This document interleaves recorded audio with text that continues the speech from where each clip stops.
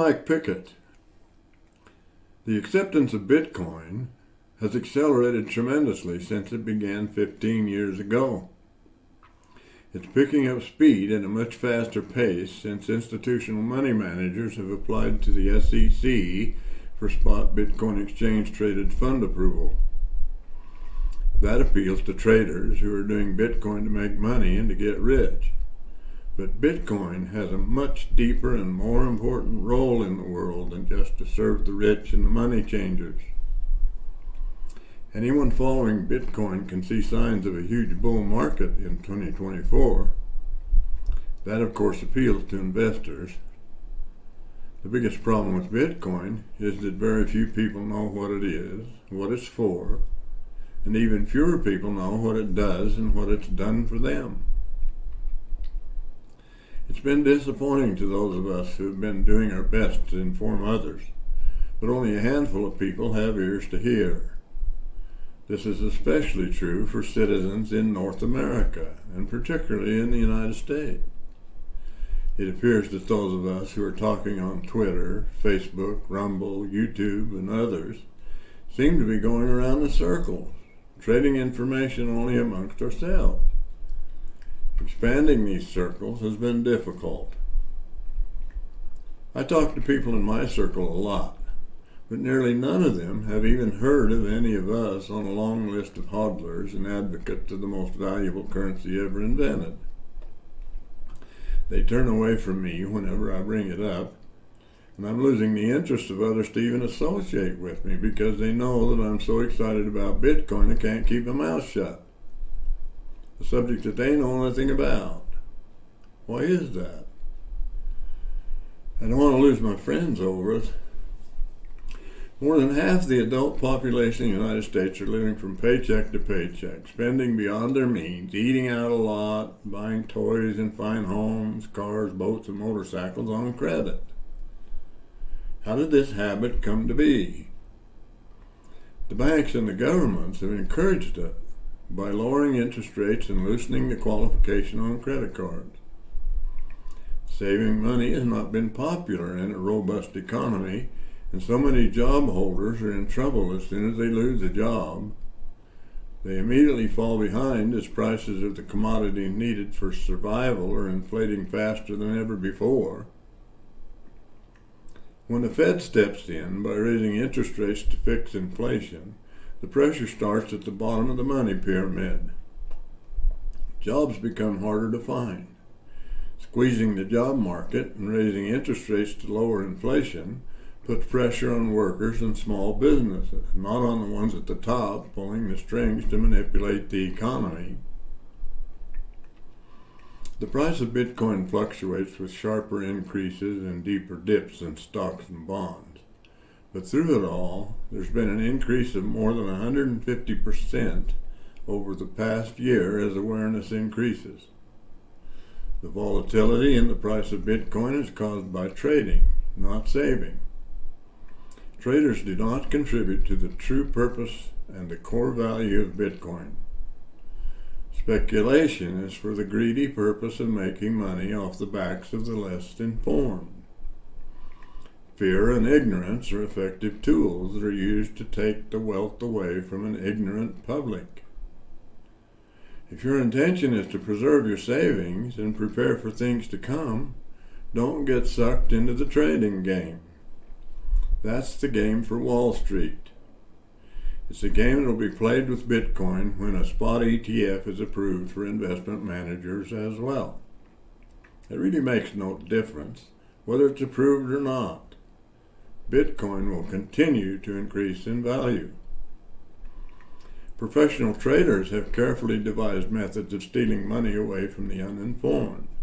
It is no different than a high-stakes poker game, a roll of the dice, or a spin of the roulette wheel, a game of chance.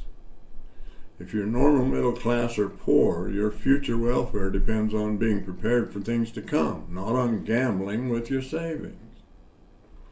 If you think you can guess the markets with the professionals, forget about it. They can take your money faster and more of it than a casino. buy Bitcoin and save it in a private wallet, and leave gambling to the investment managers. The government hates savings of any kind, including Bitcoin savings, because it interrupts the velocity of money by taking it out of circulation, and that decreases tax revenue. Before an average person can make himself buy and save Bitcoin, he first has to change a habit of spending into a habit of saving. Current trends tell us that the dollar is falling and there has to be a replacement for it. The banks continue the Ponzi scheme, but they can't continue much longer. The national debt of the United States, holding the world reserve currency, is more than $34 trillion, and it's growing faster than the GDP can keep up.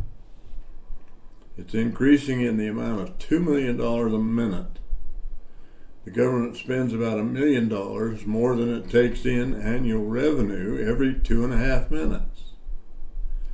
The national debt in the United States has a deficit of $260,000 per taxpayer.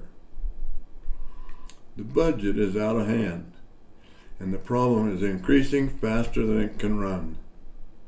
This horse is out of breath, and it'll soon have a heart attack and fall into a pile on the track. The bankers know that. They know that the horse they've been riding will die on the track very soon, and it'll have to be replaced by a horse of a different color. The horse they have in mind to replace it is total control of the movement of money through the hands of every citizen in the country and in the entire world. It originates with the BIS, Bank of International Settlements, the IMF, International Monetary Fund, and the World Economic Forum. It's called Central Bank Digital Currency, or CBDC. Will it work? I don't think so. And the reason I don't think so is because I have confidence in the freedom of mankind and that it will prevail in the long run. Citizens will not opt for CBDC. It may be forced upon us, but only if we don't find and use an alternative. Even people in countries around the world that are controlled by strict governments are independently opting to buy Bitcoin, as demonstrated in the last 4 years in Africa, South America, even Russia and China. People in America are so busy dealing with everyday family life and the attention that is required for daily living that the majority of them do not find the interest, the time, or the attention to explore Bitcoin. I hope that as the threats of despotism and autocracy come closer to invading their daily routines, that they will wake up in time to do something about it for themselves. I hope a recognition of the threats to our freedom will demonstrate to a much larger share of the population of the world the importance of Bitcoin. Freedom is more important than life itself. In the words of Patrick Henry, as he urged the Continental Congress to sign the Declaration of Independence, quote, "Gentlemen may cry, peace, peace, but there is no peace. The war has actually begun. The next gale that sweeps from the north will bring our ears the clash of resounding arms. Our brethren are already in the field. Why stand we here idle? Is life so dear, or peace so sweet, as to be purchased at the price of chains and slavery? Forbid it, Almighty God. I know not what course others may take, but as for me, give me liberty, or give me death." End of quote. I'm Mike Pickett. If you like this stuff, please spread the word to as many as you can. It makes it worth it to me and others who care about you and your freedom. So long for now. I'll see you in a couple of days with another broadcast of the Ike Pickett Show. Stay righteous. Look out for your family and your neighbors, and sleep well tonight knowing that your savings are in your own custody. I got this job in 21 that I hope would pay the bills. With the higher price of groceries, we can't afford the frills. price of gas to feed my truck is climbing every day, and the interest on my mortgage makes it really hard to pay. When banks began to fail, stocks began to slide, it was harder now than ever to find a place to hide. I tried to find a place where I could put some cash away, so I looked at bank deposits and my 401k. But everything was up and down and off and on the wane. I found it hard to trust the banks in Wall Street just the same. But then I found a private place to keep it to myself, and Bitcoin made for me a way to avoid financial hell. Thank God for Nakamoto, thank God that I am free. The choice I make is now my own responsibility. I'm thankful for my freedom and for my agency, knowing that my savings are in my own custody. The central banks had lost their hold on our economy. Now the bankers' Ponzi schemes were easier to see. So I bought a private wallet on a website that I found, and I socked away some Bitcoin in my private underground. I started hodling when the price was only 16K. When I looked, my Bitcoin nearly doubled. Now today, my CD almost stayed the same with 5% per year. Real inflation ate the interest, and the dollar was a bear.